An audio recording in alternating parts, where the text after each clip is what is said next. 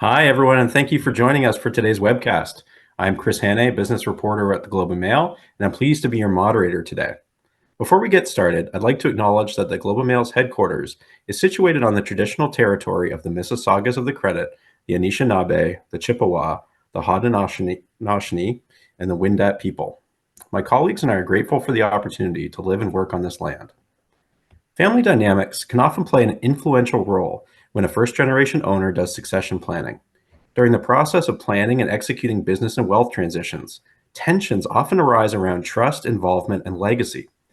Today, we'll be delving into why these tensions occur, as well as strategies for improving communication between family members.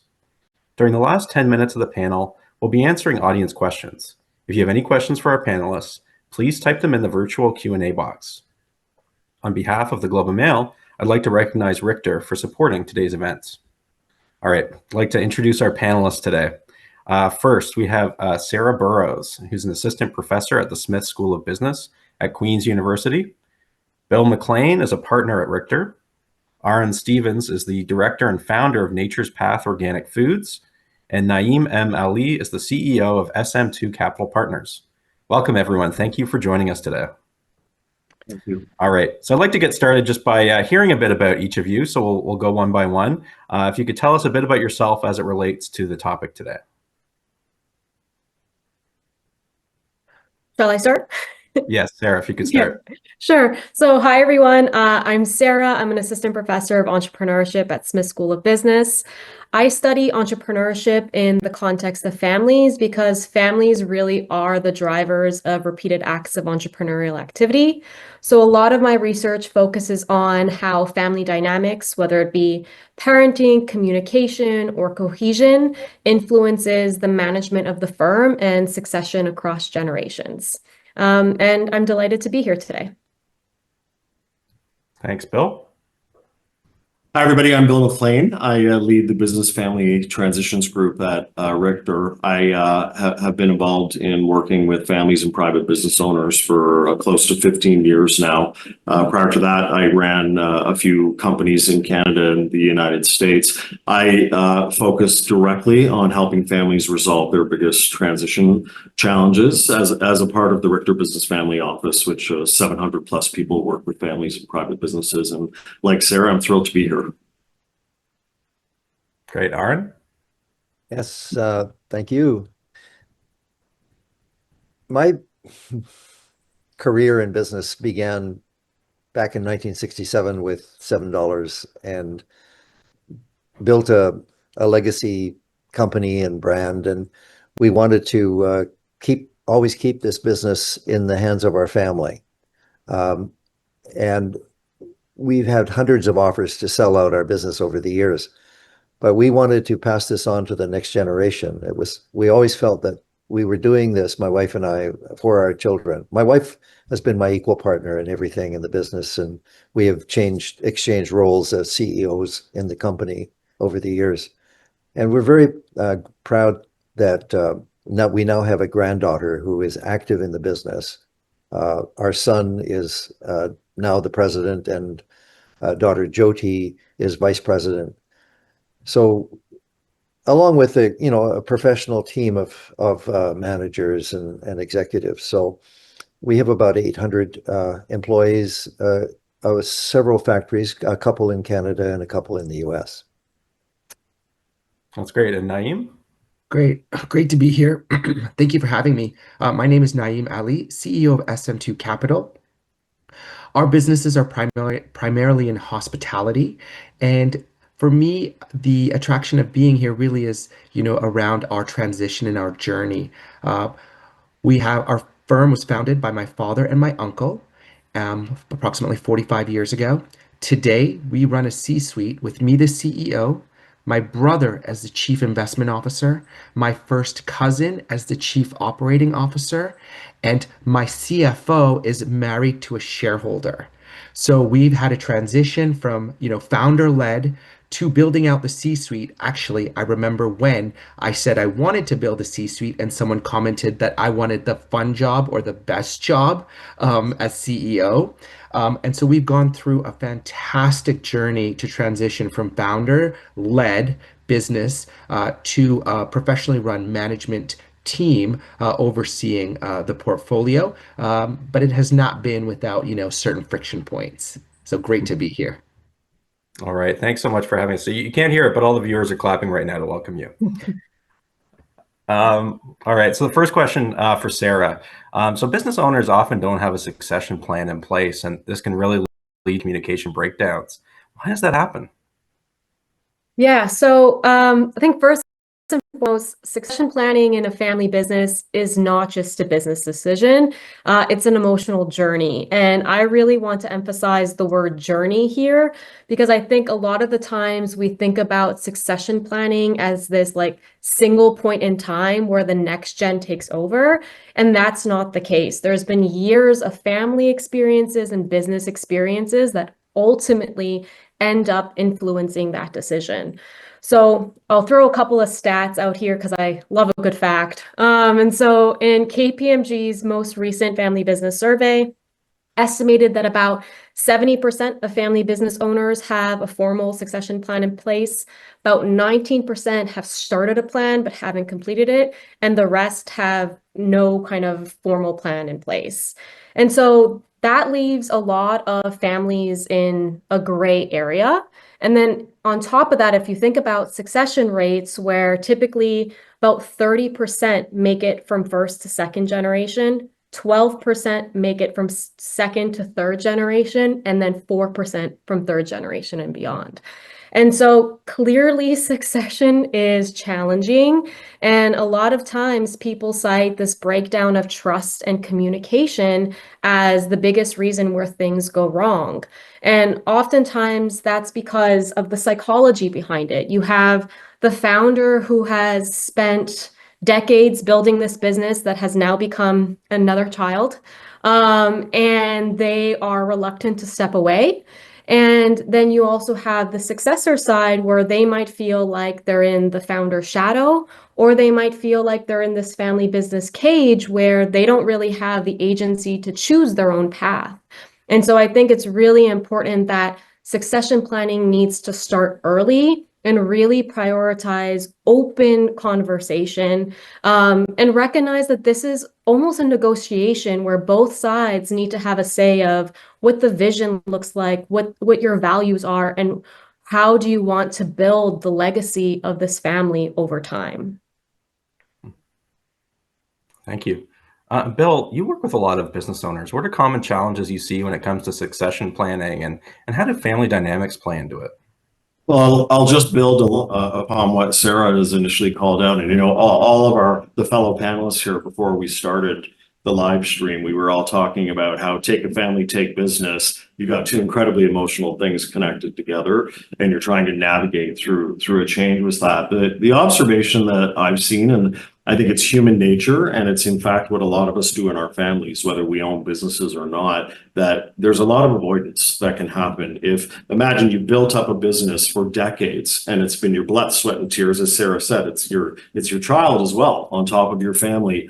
And then you have to start contemplating, how do you want to transition that? Well, for some entrepreneurs, that's difficult to shift their mindset and move from, I've put my entire life into this, and now I have to figure out how to build an appropriate plan. So like many families, when there's a perceived conflict, you'll avoid it. And you might avoid it until you're confronted with a challenge, a health challenge or a loss in the family, which makes it exponentially more difficult. Or it's just something that you put on the back burner until either your children are pushing hard for it, or you've realized that perhaps this is your time to begin letting yourself redirect your energy elsewhere. So that avoidance sometimes then turns into a bit of panic to say we need to get going on it. And I'll just echo what Sarah said, the aspect of it, the sooner you can acknowledge that the time has come to start proactively having the discussions and acknowledging moving forward with it, the better off you're going to be. Thank you. Well, maybe let's get into some specifics here. So, Aaron, your family's been working on succession planning for 15 years. How did you decide to structure it at Nature's Path? Well, as their business got bigger and more complex, it's not just our operating business, but we also have been involved in some real estate as well. We saw the emotional challenges happening right under our nose. And it's also very difficult for some people to relinquish the control that they've had for so many years. But we've seen examples of many businesses that were just torn apart after the founders either died or, somehow passed on their legacy to their children, and everything got torn apart because there was never a really coherent plan. So we felt that it was necessary to avoid the situation of like the kids fighting like dogs over a bone, once we're gone. Um, to work out the difficult scenarios, they address the elephants in the room. You know, Also about how can we let go? When I say we, my wife and I have been equal partners in this business. Uh, some very difficult issues came up, and also whether or not the kids were ready. So we, over this period of 15 years, we saw who in the family had the leadership capabilities, who didn't, who could handle the stress. And it wasn't an easy process. Sometimes it was very emotional. People were breaking down, having tears in these meetings. So we felt it was necessary to bring in a professional to kind of moderate, all the family dynamics, as difficult as they were from time to time. But I think it has been a very healing process, and it brought us all closer together. That was the beautiful thing about it, because we didn't want to sell the business and let it go to ruin by somebody else who maybe a much bigger company would take over, and maybe they would destroy our mission and values and all that we built into the business, the DNA. And so we felt that if our kids could handle it, that would be a wonderful thing. We would not want them to come in if they weren't competent, and they would have to start at the bottom, and they'd have to prove themselves, and they'd have to earn the respect of their peers. Uh, and they would be paid just market rate. They wouldn't be given any special deals. But as parents, as G1s, we would like to see that the G2s and eventually the G3s would come into this business and shepherd it forward into the future after we're long gone. And we'd like them to build it and continue to create opportunities for the generations to come. Thanks, Aaron. Yeah, so it's great to hear your perspective as a first generation owner. Maybe moving on now to Naeem, you're a second generation owner. You succeeded your father and your uncle. Can you tell us about what that process was like and how you kind of work through some of the family dynamics that Aaron mentioned? Yeah, absolutely. As a G2 in real time, I can go straight back to, joining the family firm after leaving, New York, where I was a practicing corporate lawyer. And within about 2 years, and I think, the relationships just continued as father and uncle to like firstborn son. Do what I say, do what I say, do what I say. And I did it. And about after 2 or 3 years of this, I just really started feeling isolated, alone, and afraid. I was just running all over the country, you know, acquiring hotels, doing this, doing that, but I really wasn't very, very happy. And what started building up was definitely resentment against the two founders. What does my career look like?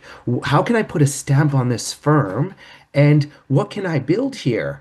And so what I learned very early through this journey with using outside facilitators is what doesn't get talked about gets acted out. So in board meetings, I would be the one that would, be very defensive. I mean, our board meetings would be, father and uncle, why can't you do what I say type of things, the fists on the boardroom. And we really were at an inflection point that could have torn apart this family. I happened to stumble into a Family Enterprise Canada symposium in 2015. I met other Generation 2s that were talking about some of the things and the feelings of isolation, fear that we were feeling. And I'll go back to Sarah and Bill. Really, I had to open the doors of communication. between the families. And that communication with my father and my uncle just changed the entire trajectory of our family firm. And we brought in facilitators. We started having some positive conflict, some positive communication. Yes, there were times when people would leave the boardroom, but we were able to build a foundation where we could all come together and start talking again. And of course, I have cousins and a brother, and they started to join those meetings and started to be open about the things outside of net operating income that are really KPIs and return on investments outside of net operating income. And those KPIs are open communication, great family relationships, positive conflict. And we didn't know that that actually existed or those could be KPIs in a family business. And so I was very grateful that my founders were exceptionally open through the process. And today, like I mentioned, we have a fantastic C-suite that now itself has to be very cognizant of those family issues within the G2 that could hamper, decision making in the business. Well, thank you. Thank you for telling us all about that, Naeem. I think you really got to like how emotional this process can be when you're mixing family and business. So that kind of goes into my next question. I wanted to ask about, a question for everybody. How do you kind of break away from that emotion a little bit? Because at a certain point, you have to have, more objective criteria about what a family member needs if you were to, be evaluating them as though they were applying for a job. How do you kind of establish what those criteria are that a family member needs to either, work in or potentially own the family business? Whoever wants to start. I'll jump in for I have seen, and in the work that we've done, such a wide range of criteria that are developed. And some families are very explicit. They're very clear. They identify educational criteria or equivalent experience criteria. They will say, you can't come in a defined senior contributing role. You have to start at the bottom, so to speak, and understand the business. And some families have just done a wonderful job taking that approach. Other families have a slightly altered approach, which will be, because you are a part of the family, we're going to bring you in, we're going to expose you to management principles on an accelerated basis and those types of things. There are other families that say, don't come anywhere near the family business until you have multi-years of experience, having been a line level employee in an organization. So I pass it over to my counterparts, but there are some families, explicit criteria, some have softer, and some truly struggle trying to figure out how to deal with this because they might bring in a child and put them right into a senior role. And we've all seen instances where that has not gone very well. Mm-hmm. And we have a family policy that details our philosophy and requirements and responsibilities for family members working in the business. It's very defined, and we ask that they have at least 3 years experience outside of the business. However, there could be exceptions to that. So if somebody could come in and, our granddaughter, for example, she was working in a marketing company for 2 or 3 years, and now she's come into the business. So it's good to see that. We also involve the kids in interviewing any potential coordinator or advisor. They have a lot of input. In the beginning, we just hired somebody, and that created some resentment. And the next advisor that we had that person for about 5 years, and then we have another one that came in, and she was vetted, you could say, by all of our kids, as well as my wife and I. I would also add, great points, and we have 3 MBAs on our C-suite. We have a JD, we have an accountant, we have a master's in real estate finance. Technically, we were all strong, and where the disconnect with our founders was really just around the storytelling and the values of the family. So we really had to take a step back and go value-based in our family, and talk about what was important to the founders beyond financial metrics, which running good business is really important, and first principles in business are exceptionally important. But we had to take time, which is a really slow process when you start stepping into storytelling and values, and really defining those. Because although the founders lived those values, that generation may not have articulated them, And now throughout our organization, in every conference room, in every operational building, we have our core values that what this family stands behind.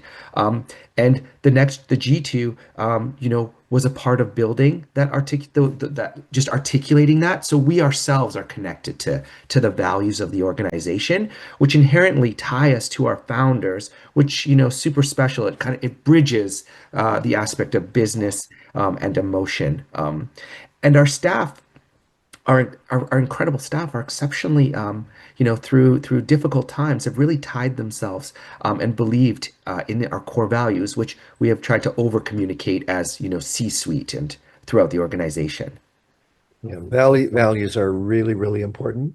Our G1 and G2, like G1 would be Ratna, my wife, and myself, and our kids. We drafted our policies, and then we shared it with our G3s, our grandchildren. We have 7 grandchildren, and they're from age level from 3 to 26.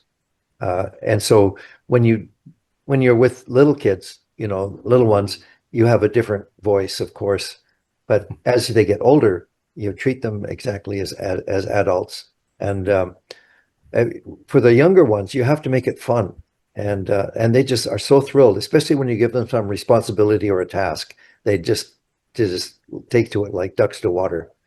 So we recognize that having family members in our business is going to help preserve the original vision and legacy so that it can carry on into the future. I'll just quickly add on to what my peers have said here. In terms of the importance of articulating and documenting those values and making it a co-creation process. And so I think typically when we think about governance, we automatically think about firm governance. And so shareholder agreements, for instance, which are important. And approximately, according to a PwC survey, again, I love my facts, about 50% of surveyed family business owners have a shareholder agreement in place, in contrast to only about 30% have documented a family constitution or a protocol. And that goes to what's been echoed here, the importance of documenting with your family members, what are our values? What do we stand for? What do we want our legacy to be? And making the multiple generations involved with that, and then having a protocol in place which documents what are the policies and procedures involved in terms of, to your question, Chris, like, what does it take for a family member to be a part of this family business? And certainly a one-size-fits-all approach doesn't work, but it's really important to have some sort of written documentation for that. Yeah, I imagine that would be very important. And maybe in a family, you'd be inclined to have a handshake agreement, but you still have to write things down. Yeah. Or maybe not a handshake, it's family, maybe a hug. Depends the family, probably. If it's a handshake, I think then there's not buy-in. It has to be a hug at the end of the most difficult meetings. And yeah. And I would also add just that process itself, like the hours of conversation that are required to, talk about values, and also hear stories from the founders, because that's part of the process, was really helpful in building relationships or rebuilding relationships. So just the entire, board meetings in family businesses aren't always financial statements, and it really is. We take time to hear stories and talk about values, because that's part of, the legacy of family businesses in our family. Well, Aaron, you mentioned some of the difficult meetings. I'm going to sort of direct this to Bill. One of the most difficult questions, what do you do when your family members is underperforming? How do you address that? That has to be a difficult conversation. Well, that's a hard one. And we're hearing from my peers, those that are really explicit and create clarity around what the policies are going to be in terms of approaching employment in the family. but that also applies to approaching measurement of performance and contribution to the business as a family member. So there are some families who are extremely disciplined with doing that, almost to the point of saying you'll be evaluated not because of your last name or the blood that runs through your veins, but rather to how you're contributing in the role that's been defined for you. And yes, we know of many instances where there is perhaps a slightly different view to it, to say if you're a family member, are certain things being overlooked. What I would say in observation is that more and more families are moving down the path of saying your right as a beneficiary of being in this family is different than the assumption and expectation of what you're going to contribute in the business. I see more and more families leaning to an expectation that there is good definition over what performance is. And if there is an issue, that it's fair game to have the conversation. Sometimes it might require a third party facilitator because the tension or the friction in the family might be too high, but I'm seeing far more accountability being defined in contributing roles in companies versus the historically overlooking certain things because you happen to have the same last name. Mhm. When you pass on leadership to, like, say, your child who is now an adult, but you still think of them as your child, there's a huge amount of emotion and pushback from the child. Doesn't want to be considered as a child. They want to stand on their own legs and make their mark. Uh, and as parents, you've got to allow them to make a few mistakes as well. You've got to take the training wheels off at some point. But our son, he earned his way up the ladder, spent almost 20 years getting to where he is now. He's now like 43, but we expected him and insisted that he join, organizations like the Young Presidents Association, YPO, and other things, and try to increase his network of friends and associates. That was so important. Because sometimes they're very insular and maybe they think they know everything. Of course, every young person thinks they know more than their parents. But as time goes on, we saw a lot of conflict because we didn't feel that he was ready until he was ready. And even then, especially for my wife, it was very difficult to let go of her role as CEO. What am I going to do with my life now? But at some point, you've got to find something else to do in your life than being, the person in charge all the time. So, now we're I'm in my 80s. My wife she's younger than me, a little younger, not greatly younger, but she would never want me to tell her age. But we had to make these transitions and encourage them to come up. There's a saying that goes, when you praise someone, you awaken the lion in them. And you can't just always be criticizing your kids. You have to praise them as well, and they will come up. That's been our experience.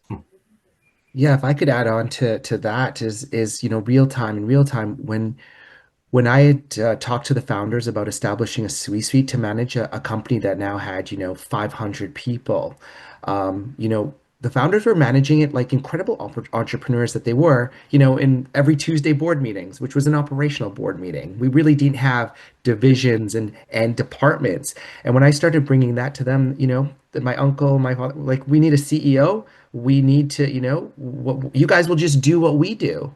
Um, and that really wasn't how we wanted to run this company, nor was it how we best could leverage our skill sets. And in a way, my father may have thought that I would be exactly like him, or my uncle may have thought that I would have led and managed exactly like him.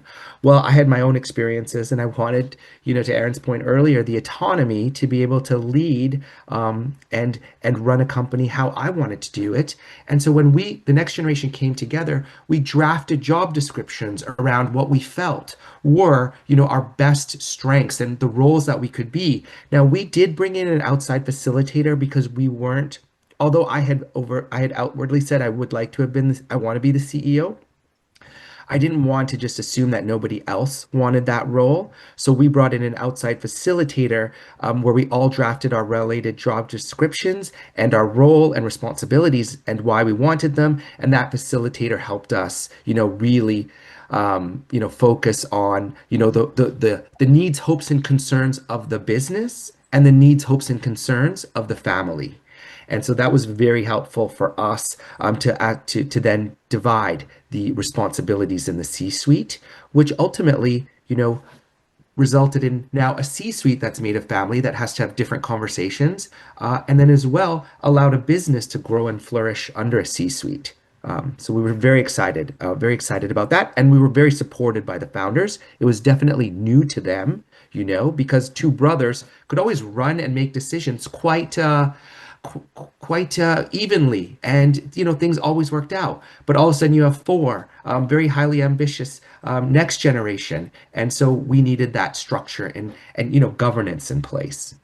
What we found extremely helpful was going from a kind of a voluntary board, that didn't have any teeth. We decided to establish a fiduciary board, and that was critical to the success of transitioning Arjun, our son, into the role of president of the company. We thought we would have him go as president for, say, a couple, 2 or 3 years, and then see if he can have the title of CEO. But having a fiduciary board with outside members on it, really competent people, really upped our game tremendously. I don't know, Naeem, if you have an outside board at all? We do not. Our board is still our founders and the four CEO C-suite. For us, we felt it was really important to have that some outsiders. So we have some very competent people on the board. It was a long recruitment process. We'd sometimes take 2 years before we'd bring on another outside board member. So we have 3 outside board members, and we have 4 family members on that board. About that. So I would say that we're trying to run the company as if it were a public company. Yeah. But we're a private company. Yeah, that's really interesting. It sounds like you both had different approaches, kind of bringing in outside people. Sarah or Bill, maybe we could continue on that a little bit. Like, how important is it? Most of our discussion now is talking about the family members in the business, but how important is it to have a bit of outside perspective sometimes? Sarah? Sure. I think that is certainly important. And I think the other thing to keep in mind is, as Aaron was mentioning, the idea of, although we're a private company, acting as though we are a public company. And I think the implication of that is important because, yes, it is important to maintain those family values. And I think, big benefit of being a family-owned business is that you care so much about not just your family members, but your employees. You treat them as though they are family, and you're deeply embedded in the community. And so that becomes a big part of the legacy. And I think what's also important to remember is that typically your family business, 80% of your employees at least are non-family employees. And so it's really important as well from the employee perspective to develop that kind of professionalization and bring that outsider perspective to enhance that kind of trust and legitimacy with those non-family stakeholders.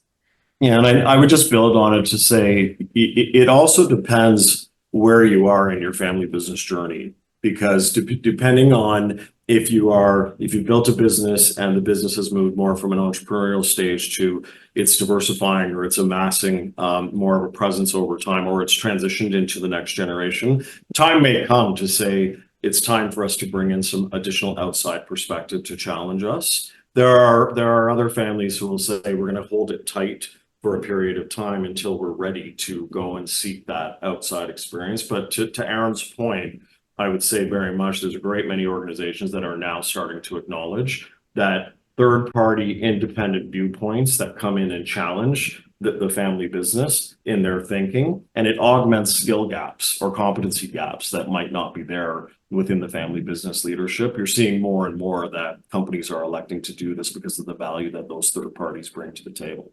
There's another factor also. Having a layer having Arjun, for example, our son, reporting to the chair of the board, who is not a family member, takes away a lot of the emotional conflict that we saw in the past.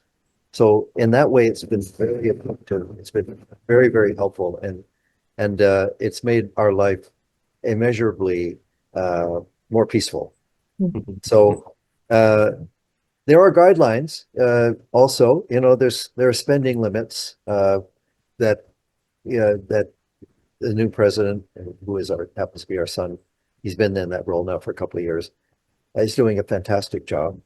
But there are some guidelines that are there, and my wife and I are on the board, but we just one of 7 voices on that board, or 2 voices on that board, and all the decisions are made in our family meetings, kind of collectively.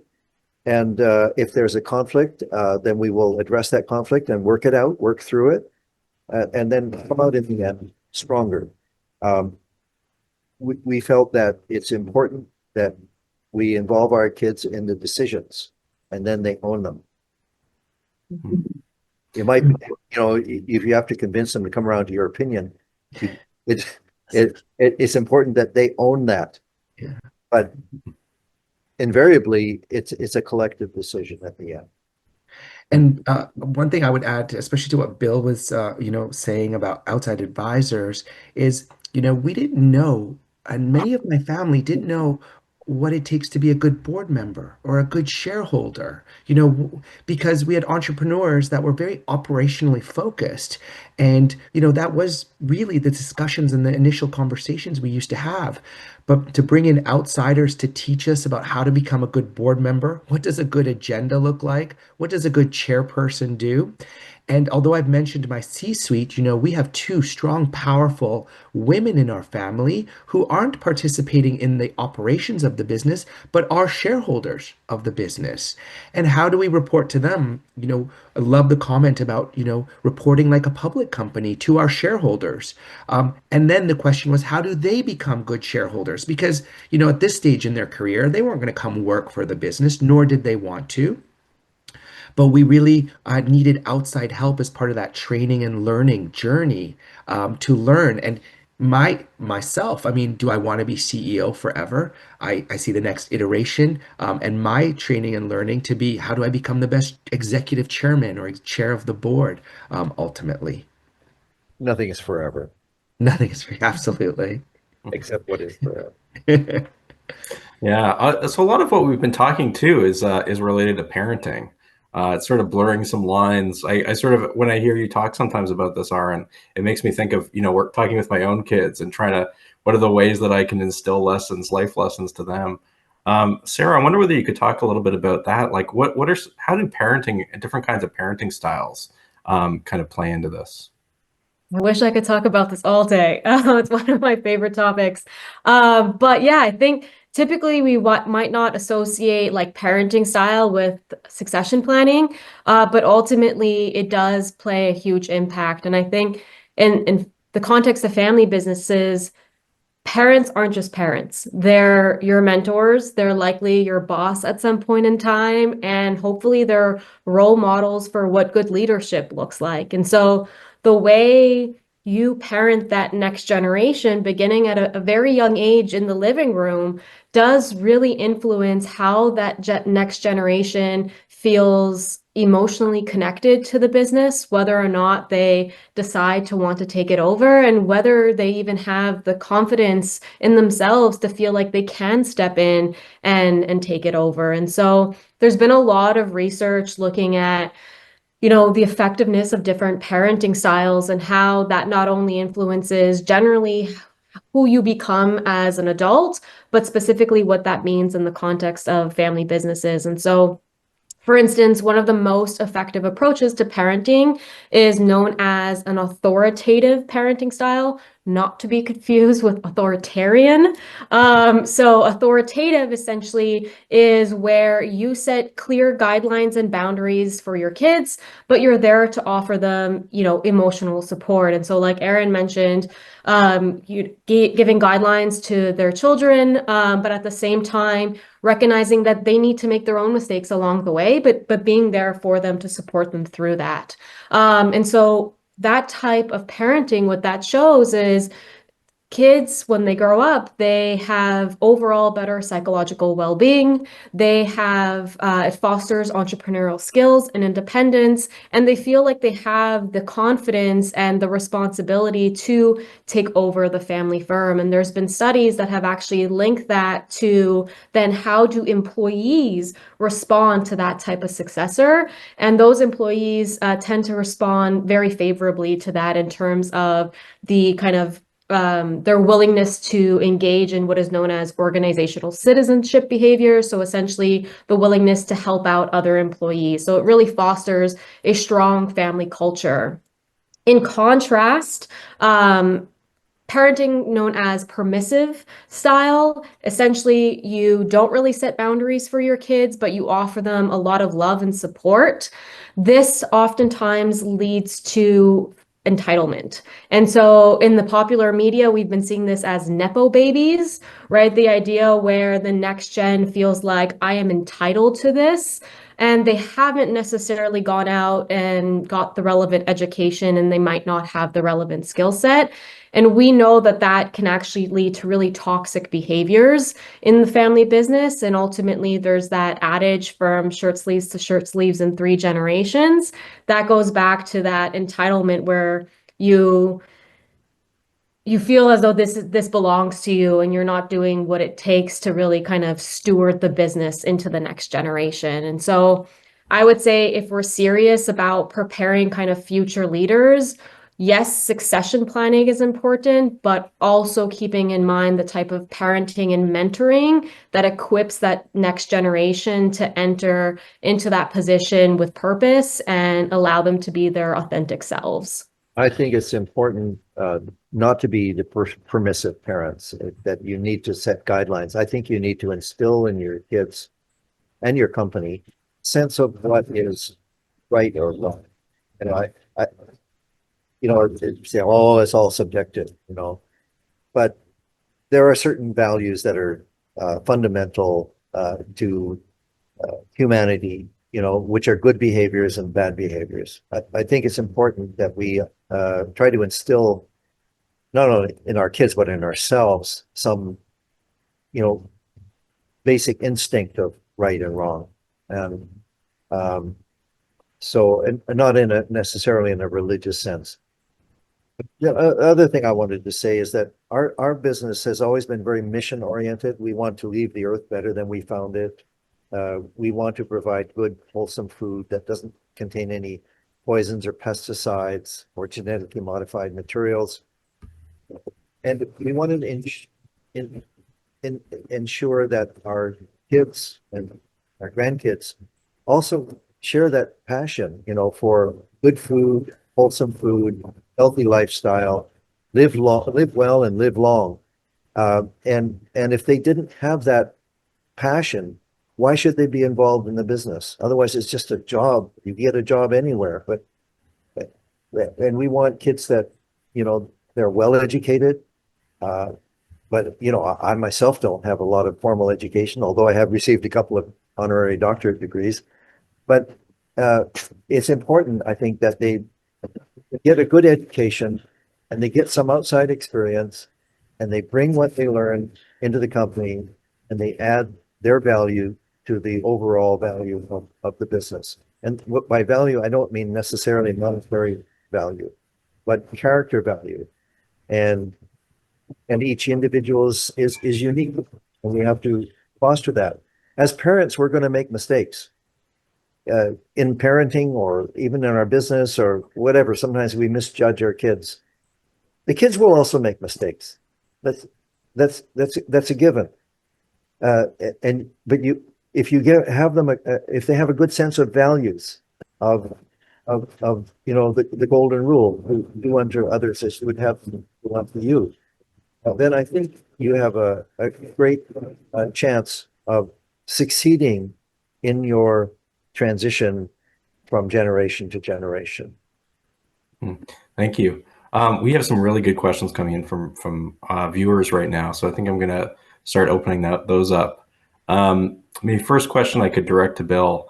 How do you handle a situation when someone outside of the family is much more competent and has better soft skills? Do you lose them as an employee or let them advance ahead of family? Ooh.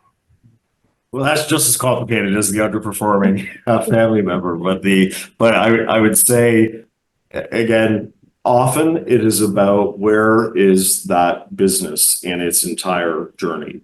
So are you in a situation where your business, a diehard core entrepreneur who's building from the ground up and is putting his or her blood, sweat, and tears into absolutely everything is different than an established business where it's become more complex. There are requirements that that business has, and you may be at a point in the business life cycle where you're going to say, do we contemplate third-party, highly skilled, capable contributors to come into our business and contribute to that? It's also a function of family discussions about where do we want to go as a family of entrepreneurs. Do we want to be non-active shareholders in a business that's going to continue to grow and have third-party contributors leading at this point? Do we want a mix of that? Or do we need to determine if the emerging generation have an interest, but they just need to be stewarded along for a period of time? So I don't think it's a one size fits all, but what I would say, we get very involved in conversations with family business owners who are struggling with the idea, do we have a third party leader who's the right one for a particular role? Yet we have to have those difficult conversations within our family to say this might not be your time to be stepping in and taking over the reins from father or mother, that type of thing. And more it's starting to happen from that standpoint, but it's hard fought, tons of emotion, and you've got to really, have a skilled, facilitated discussion to get everything out on the table. I personally believe that if you have somebody who is not a family member, who is more competent and more experienced, why would you put your own family member ahead of them? I think that a person should rise to the top naturally. And if you have somebody that's really competent, and we have a really good CFO, and we have a great person head of HR, and we have great chief operating officers. They're not family members, and we compensate them very well according to the market. We're not at the bottom, maybe we're not at the extreme top, but we're comfortably up there. And so if a family member demonstrates competency, they should be paid exactly the same rate as anyone else, not favored and not put ahead of somebody who's more competent than them. And also, go ahead, Go ahead, Naeem. Sarah, please. I was just going to say, also going back to what was previously said, nothing is forever. And so it might be that right now, in the next 5 to 10 years or however long, we might need that non-family member to take over as CEO in preparation for that next gen to develop the skills and capabilities that they need to be able to effectively steward the firm. And that, in the long run, is a smart decision. No Nepo babies. Yeah. And I would also add, like in my founder generation, they often thought, very strictly that, hey, this is for the family. You will step into your roles. You will lead this company. In our next generation, we call ourselves now generation because we are the decision makers. We really do value, skill sets, meritocracy, and nor do we believe that the next iteration of the C-suite should all have the last name Ali. That may not be the case, simply because we drafted our job descriptions. We know what this company needs, and ultimately, I think it's really important to look at the needs, hopes, and concerns of the actual underlying business and what does it need to be successful. Because there are hundreds of people that are also depending on us for their livelihood. And, it isn't just a question anymore. And I love my founders, but there was a mindset shift that did have to happen to be like, the next iteration of this company does not look like, or should it be, Ali as the leaders. And that was a mindset shift for our founders. I wonder if Yes, maybe staying with Naeem, is because this question kind of follows on what you were just saying. How do you tackle issues that may not have been part of the initial founder values, but are important issues today? I think, we use the term governance a lot in family businesses and in business in general. And governance really is a place where you can have conversations and make decisions. And I believe carving out intentional spaces, and it has worked in our family, where we have these spaces where we have intentional conversation designed to to talk about, where there's disconnects. And these are conversations that just can't be resolved at the dinner table, like many family businesses. I mean, governance is the conversation at the dinner table. I know it was for most of my growing up, for most of my career, growing up at my father's dinner table. So I really, short answer for me has been to carve out intentional spaces to have these meaningful conversations. And also that allows you to make some decisions if you need to bring in some outside help or potentially outside, guidance from directors and what have you. So that's been helpful in our family. Great. Bill, I have another thorny question for you. How do you deal with the partners of my kids? I guess this reader is as a business owner. How do you deal with the partners of my kids knowing that their relationship is not stable?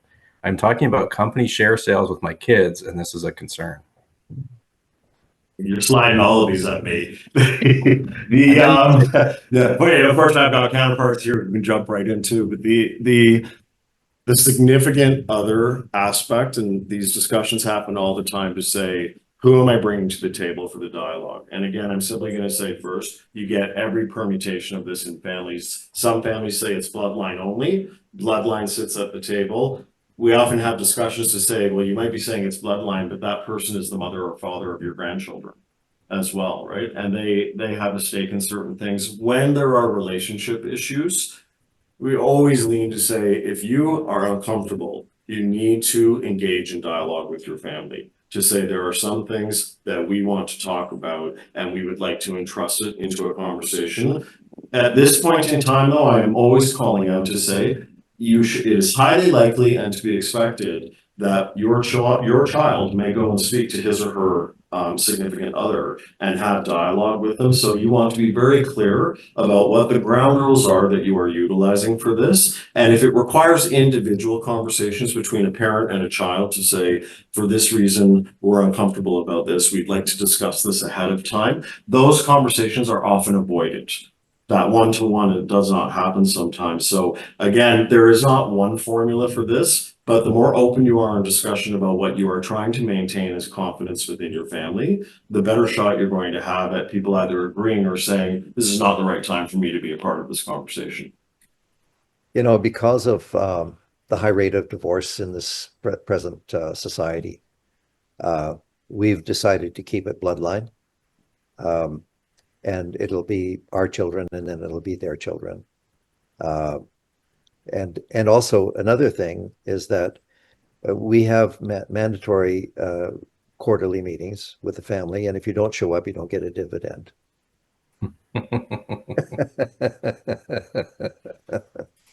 And we have had a divorce in the family, a couple of divorces in the family, and it's a good thing that we kept it bloodline, because otherwise there would have been immense complications. That kind of goes into some of the question I had, like when you're we've talked a lot about managing the business with the family, but what is the space that you have to create to still enjoy your family members as family members? Like you have the quarterly, the quarterly earnings talk. But then do you still have Thanksgiving? Do you still allow business to be talked about there? Absolutely. Often our family gatherings, they bring us closer together. And I haven't had one where we weren't all hugging each other at the end, even though we may have shed tears in the midst of it. And yes, absolutely. You got to get together for, family events, whether it's Christmas or Thanksgiving or whatever, and enjoy each other's company. We try to have, we have a little farm over in Maui, and that's where we have our annual meeting with every single family member comes there. And we do have one of our advisors there as well for part of that meeting. So I would just add on to that, Chris. Like I went through something with my incredibly strong, powerful women shareholders, and you know, it got to a point where we weren't speaking as frequently as I thought we should be. And so, we engaged for a walk. And as I was walking with this young lady, I was expecting, and the story in my head was that she was going to talk to me about my performance, about how maybe the dividends weren't as up to, that they were expecting, what have you. And she just said, you don't make time to have coffee with me anymore. We grew up like as siblings. I don't see you. I don't get to just have a coffee or do this walk with you regularly. And it wasn't about the company. She was like, it's not about the company you're doing, it really was about our relationship. And for me, that was eye-opening because, ultimately, like we are still family. We do enjoy having fun together. We attend, charity events together. We still have family dinners. But it was really eye-opening for me to think that, hey, my family only looked at me and my shareholders only looked at me as the CEO, but actually they do look at me as still a family member and they want to spend time with me. it sounds like you're a very successful company, Naeem, and I hope you're involved in philanthropy as well, because that's very, very important as a company and to instill good ethical values in your family that you have a responsibility that if you are successful, you need to give back to society in some form or another. Uh, That's a, our family I- has been very much involved in philanthropy, and we have some members of our family that are very much they want to get involved in that part of the business. It's not about just taking, but giving back as well. I think that's a great forum, and in our family too, to discover what inspires the next generation in their philanthropy journey as well. We've also been fortunate to bring in spouses into that part of the company to encourage and have conversations around philanthropy because necessarily spouses are not coming to family or family council, family shareholder meetings.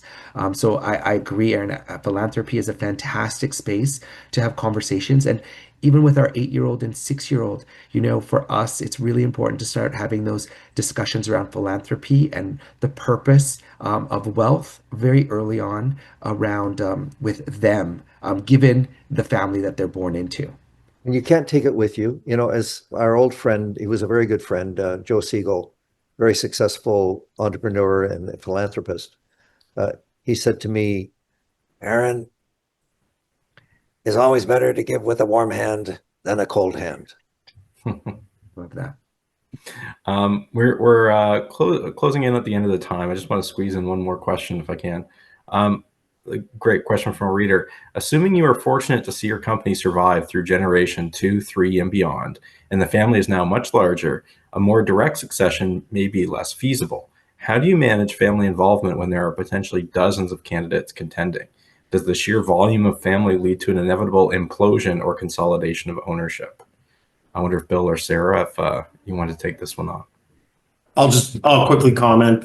Obviously when a family is in multi-generations, so G3, G4, G5, and you have significant numbers, all the more the requirement for clarity that leaving, you don't have the luxury of leaving everything to informality because there's too much room for interpretation. The people will be misinformed or there will not be consistent understanding. So number one, it requires that type of clarity. Number two, from a shareholder perspective, it requires clarity at that point as to what is the intention for this enterprise going forward. So those who are the shareholders engaging with those who are potentially the emergent shareholders, but you really do want to understand at that point, is it meant to stay a family enterprise? Is it meant to stay a family controlled enterprise? There are other ownership structures that it can evolve to over time. So it's probably too difficult to answer in 60 seconds, but there are many things that need to be done to respect and ensure consistency across a very large family so that everybody has clarity. All right. And Thank you very much, Bill. Oh, Sarah, last I was word. just I was just gonna add on quickly. The other thing to think about is right now, I think we're very much talking about a core family business, but in reality, right, if we're looking at the family as a unit of analysis, there could be multiple businesses involved philanthropic initiatives, real estate. And so there could be opportunity for these multiple candidates just in different areas. And that goes into discussing the creation of a family office potentially to manage that wealth. And I'll stop here because I see 34 seconds ticking, but I'll just emphasize Bill's point in terms of formality becomes key. All right, thank you very much. On behalf of the Globe and Mail, I'd like to thank Naeem, Aaron, Bill, and Sarah for joining us today. I also like to thank everyone in the audience for attending and for sharing those great questions. And of course, to Richter for supporting today's event. We'll be sharing a link to the recorded webcast in about a week. And thank you again, everyone, and enjoy the rest of your day. Thank you so much. Thank you. so much. Thank you.